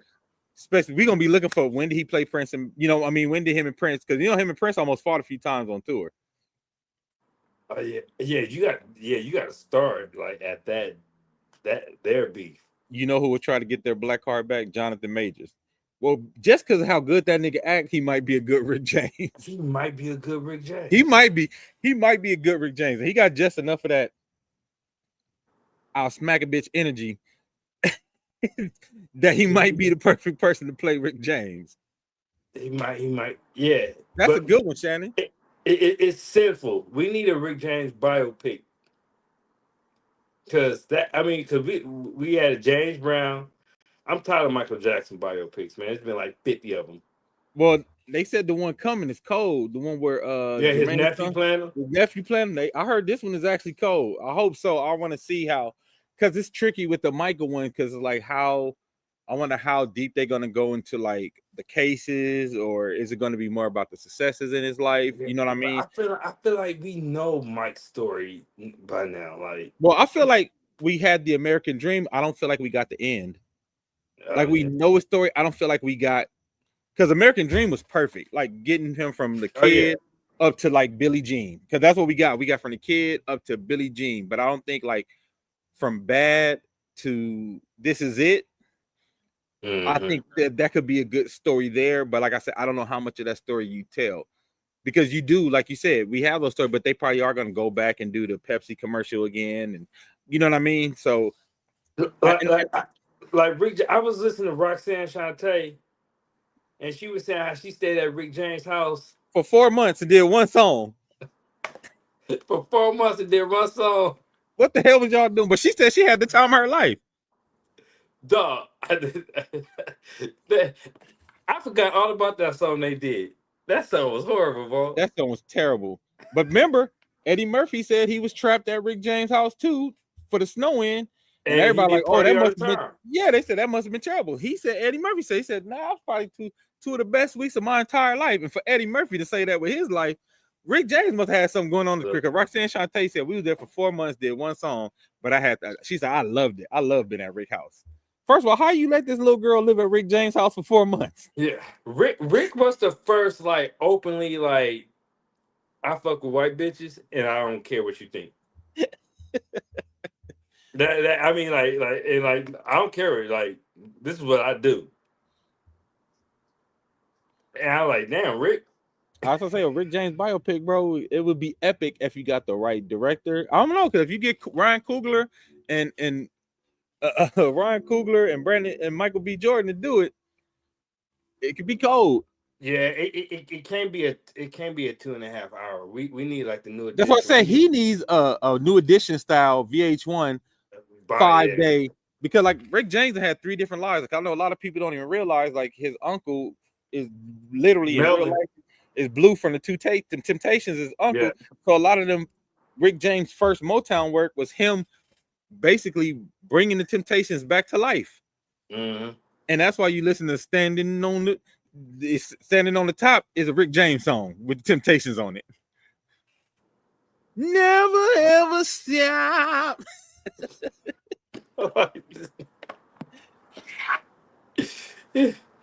Rick James was out of control, man. And he called like everybody bitches. He didn't care. Yeah, no. Hey, and that's why I said, like, you have to have somebody who could play up that white girls, black girls, Asian girls. Everybody love Rick. And Rick was peak 80s superstar.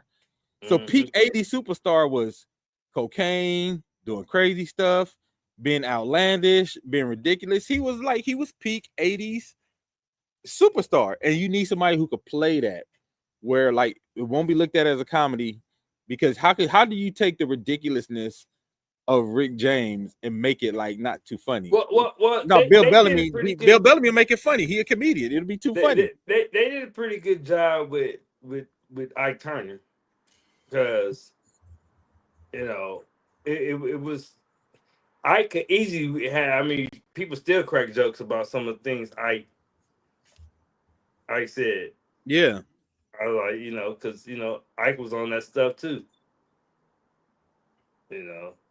Yeah. But yeah, we might have to do standing on top tomorrow. Yeah, do stand on the top character, standing on the top. I listen to like this ain't nothing but a Rick James song. Like Rick James and Prince did the same thing. Prince would produce shit for other people. Be like, nigga, this is just your song. Yeah. Yeah. Like when they let Prince get a hold of, what was it? Linda Ronstadt, the white girl. Yeah. I was like, it's just a Prince song. Oh, when they let Prince write for Tevin Campbell? Yeah. I was like, that's a Prince song. Why is he singing this at 15? Right.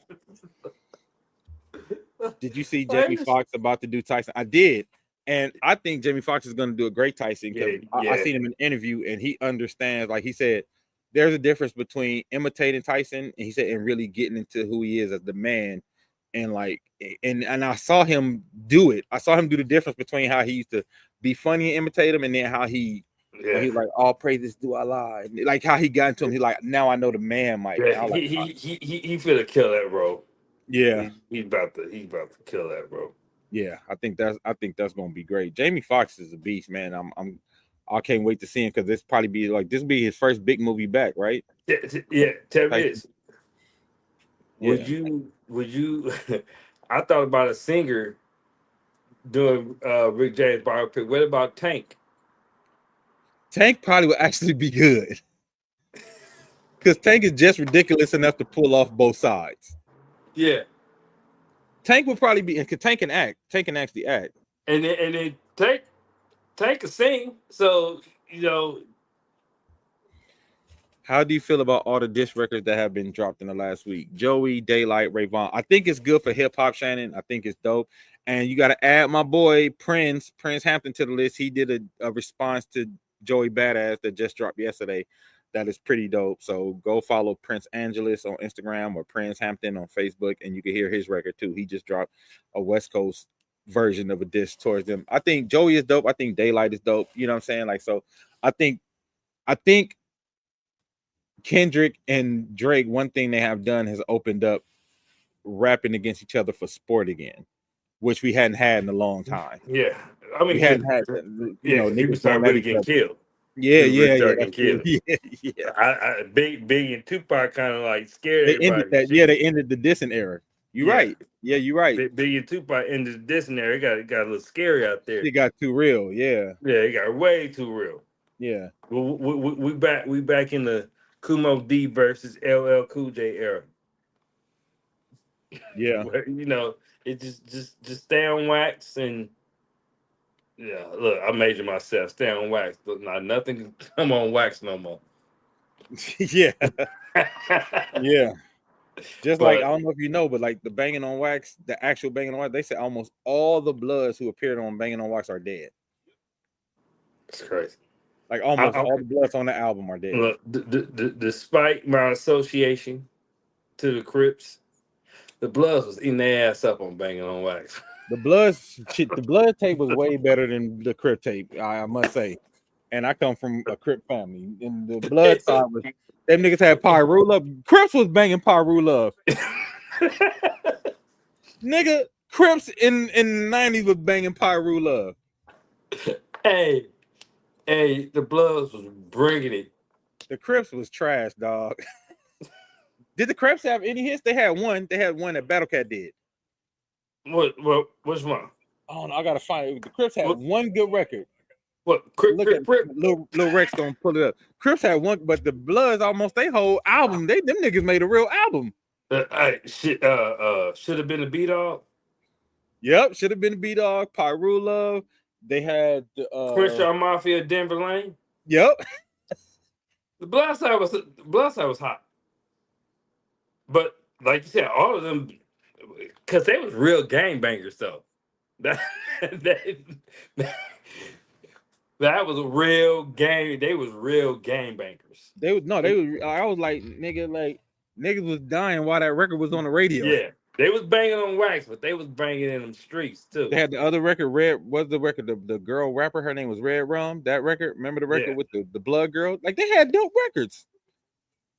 Yeah, come on. The Crips, they had that one good song? I think the Crips, they did. Battle Cat produced. I remember Battle Cat produced a song. I'm trying to find it. And they had one tune, but even they one song wasn't fucking with none of the Blood songs. No, man. He said Chris was bumping Pyru Love. Chris was bumping Pyru Love, dog. I remember, how I know? Because he used to come on the box a lot. You remember when everybody had the box? You call in the box to call in the video? Yep. She said, just my opinion, most of the artists where Bloods are affiliated they did. Crips had more hits. No, not on the Bloods and Crip tape. Now, Crips had more hits in regards to like Snoop and all that. Yeah. But I'm talking about we talking about strictly the Bloods and Crips tape. Yeah, they did. I was about to say, because DJ Quick, High C, Second None, they had a good run. Yeah. Let's see. Should have been a B Dog, Mafia Lane, Eastside, Rip Rider, Rip a Crab in Half. These titles, nigga. God. DK Ride. Damn. Can't Stop, Won't Stop. Oh, this was they one hit. Slobs Keep on Slipping. That was the one Crip hit. That was the one Crip hit. Hey, the titles to these songs are crazy, dog. The title, these sound like a skit. I'm finna go through all right, because we're gonna start. Pyru Love was the jam. Okay. Pyru Love, Steady Dipping, Crip. Hey, Steady Dipping was good because they both rocked on that. Yeah, Steady Dipping was the one of Bloods and Crips, right? Yeah. So Pyru Love, but Steady Dipping. I think the Bloods killed them on that too. Yeah, they did. They did. They had the better rappers. Crip. How the song just called Crip. Wish You Were Here, Banging on Wax, Should Have Been a B Dog. But this is the funny shit, the way they spelled it. SHUDA, shoulda, BEENA, been a B Dog. Should have been a B Dog. Mafia Lane, Eastside Rip Rider, Crip for Life, Rip a Crab in Half, Every Dog Has His Day, CK Ride, Time Is Gone, nigga. Gangsta Talk, No Way Out, Can't Stop, Won't Stop, Slobs Keep on Slipping, Crippin' Ain't Easy. That was another one. They jammed. Yeah. Crippin' Ain't Easy, Stay Sick, Set Tripping, Putting in Work. Another Slob Fight to Dust. Like, wait, listen to this. Mac and the Slob bitches. He said Mac into the Slob bitches. Dog. Hey, ain't no way I'm playing this shit in my car. I killed your dead homies. Dog, ain't no way. Sent that crab off to die. Damu Ride. See all right. Crazy little nigga. So hold on, Dad. You gotta put me through a process here. When you name a song, right? Uh-huh. And you sitting there like, okay, what are we gonna call this on the album? Like so what you be like, okay. No, what's happening is they like, oh, I got the hook. Slobs keep on slipping. That's how that's the hook. That's the hook right there, blood. That's the hook right there, cuz. Oh, dude, what a time to be alive. Man, what a time. 1993. That was 1993. Wild. What a time to be alive. I ain't playing none of this shit. Nigga, you playing this in your car, you asking for a drive-by. You gonna bring this gangbang spirits back by yourself. Man. You gonna be like what's that nigga name? Scrooge of Crips. Nigga, bring back the ghost of gangster past, nigga. Yeah, I'm playing none of this. Play Mac and the Slob bitches and niggas coming out their grave for your ass, nigga. Bro, you can't play nothing. You gotta play this shit. You gotta play this shit in your headphones. Shannon said that's why people should be leery about getting into diss battles with the West Coast. No, chill. Yeah, we take this shit way too serious, Shannon. Yeah. You know, I said that to Drake fans. I was like, y'all gotta understand where Kendrick grew up. Yeah. Man, if you know what he grew up in, he was ready. I said he dangled a bait. He let Drake, and then he's like, okay, bow. I said, I ain't never seen nobody just, you release the album. You know what? I'm gonna release this one, and then 30 minutes later, I'm gonna release this one on your ass too. I said he was ready. He grew up. He grew up Easy versus Dre, NWA versus Q, MC8 versus Quick. Yeah. I mean, you know, he grew up all in that. So that's why he was ready for it. Yeah. Drake thought this was like, you know, a little Meek Mill. Drake thought it was a game, like DJ Head had said. He said throughout this battle, Drake showed so many times why he just didn't understand. Yeah. Like he just did not know what he was dealing with. He kept getting two-pieced and going back in the bushes and try to run back out, got two-pieced again. Like yeah, Kendrick grew up on Slobs Keep on Slipping. And you think Kendrick should battle Joey person? I would like to see a Kendrick Joey battle, only because Joey is really dope lyrically. And I think actually Joey is closer to Kendrick in regards to lyrical prowess than Drake. Like I think Joey's a better rapper. Like Drake is a more known artist, but I think Joey's actually a better rapper. So Kendrick and Joey, but I still think Kendrick will win. Honestly, I think Kendrick will still get him but I think Joey got bars, and Joey's a better rapper. And I think it'll help. It'll raise him battling Kendrick will raise Joey's profile. Even though I think Joey's a better actor than a rapper too, because he been killing it on Kanan. Like he's incredible on that show. So shout out to Joey Badass. Hey, Dave. So check this out. What was the end game with Banging on Wax? Because The crazy thing is, Banging on Wax was supposed to be to bring them together for unity, and I think somebody in the process forgot that you can't make these songs and think it's going to bring us together. I'm thinking they can't tour, right? But that was supposed to be, you know what I'm saying? It's supposed to be like, let's make records together and bang on wax and not bang in real life. Like, let's make it all our beef on. That's what it was supposed to be. But like, no, what y'all did was gave theme songs to gangbanging. Like y'all made a drive-by how-to and a drive-by soundtrack. So I think it got a little lost in translation, because I know initially when it was coming out, they're like, we trying to remember, they like you said on the box. Remember the box will have those. The box will have those like little quick interviews in between when ain't nobody ordering videos. So they had this little thing where the Bloods and Crips was like, yeah, we came together to do Banging on Wax just to show that we can be together and try to truce it out. Because remember that came on the end of the truce. 93. Yeah, they did. So they were like, we trying to show that we can keep it on wax. I'm like, yeah, but nigga, y'all made songs basically like you made a song called "I Sent Your Crab Homie Off to Die."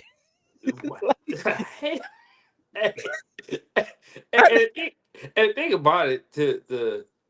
I would think like the goal to be in the music industry is eventually to go on concert and perform. Who going to this fucking concert? Can't do it. Can't do it. They couldn't pay me to go to this concert. Well, first of all, you couldn't insure any venue. No venue would get insurance to do the Banging on Wax tour. And so who are you asking to come? Yeah, and the tour, what's gonna happen? What? Hey, you gonna tour hoods? Yeah, that's gonna be worse. That's not good. We performing in Nickerson Gardens on Saturday. Yeah. Like y'all gonna put up a stage in the projects? Somebody getting shot. Yeah, Banging on Wax, man. We ain't never gonna see nothing like this ever again. Hell no. Yeah, straight made a soundtrack to gangbanging. Yeah, made a drive-by. Put Popular Ben in. This should have been the color soundtrack. It would have been better than the color soundtrack. If you listen to the color soundtrack, Lady Dog, that shit was terrible. Outside of Ice-T shit and maybe like one more tune, there were like 2 songs on. The color soundtrack was actually pretty terrible. Rick James got a song on there. Yeah, and that was supposed to be the original theme song, and it's terrible. It's going why up at Rick the James concert. Has a song on a color soundtrack? No, why did Rick James almost have the theme song of the Colors movie though? That's scary work. That's called white people being in charge of black people shit. That's what that's called. Well, shit, man, we held y'all long enough. This was a fun show. Quincy, thanks for coming on, man. Always good when we get you on. Like I said, I wanted to get you on because I knew you had been dealing with talking to all the people when it comes to the Diddy case. So thanks for coming on, man. Give me your time. We'll see y'all who coming tomorrow. We'll see y'all tomorrow. And everybody else, we'll see you next Wednesday on Wild Thoughts. See you in a bit.